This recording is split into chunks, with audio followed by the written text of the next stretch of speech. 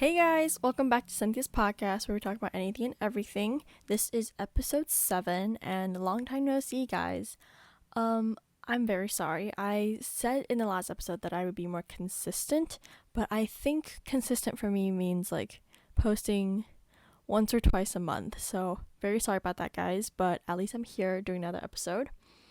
Today's episode is pretty interesting in my opinion. So today we'll be talking about crying, and what kind of interested me into doing this topic was that I saw this video interview on YouTube where these two hosts were talking about crying. And so one of them was talking about how crying, like she cries a lot, not a lot, but like she cries sometimes, and everyone around her, or like whoever it is around her at that time, always tells them like, oh, don't cry, don't cry.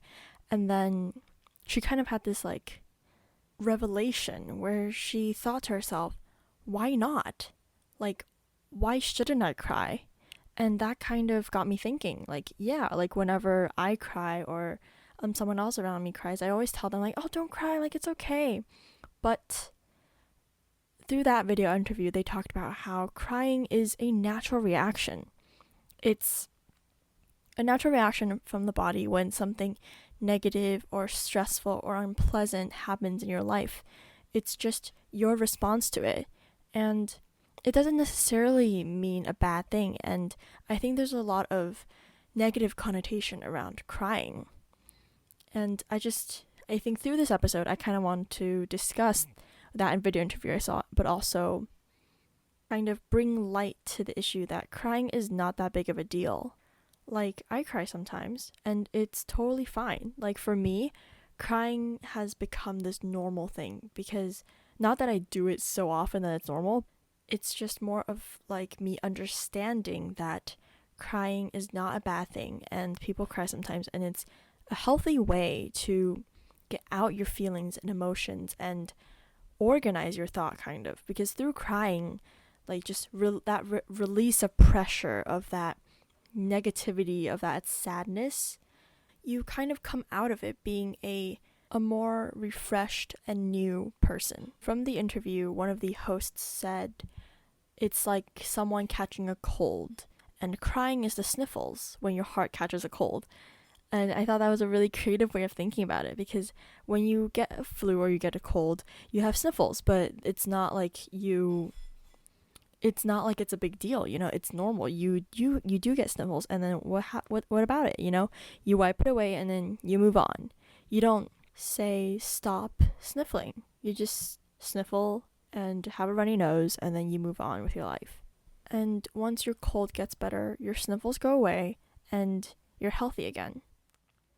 And in her metaphor, she was saying how it's like your heart catching a cold, right? So once you feel better, you feel less sad, or whatever the reason was that made you want to cry, it's over, you move on, and you feel like a better, healthier person. So this is just an interesting and positive way to think about crying, and to hopefully normalize crying. And I thought about how this could also be like raining, crying is raining, and then after it rains, not to be cliche, but you do see the rainbow, and you do feel better and happier. Or maybe not happier, but overall you feel more confident about whatever issue it is that you faced. And perhaps for me, when I cry, after I cry, my thoughts are like more organized, or I'm able to come up with a plan for how to tackle this issue, and I feel like I have a plan, or that I can do it. Like, just by crying and getting through that slump, I could kind of see a solution, or just look at it from a different perspective.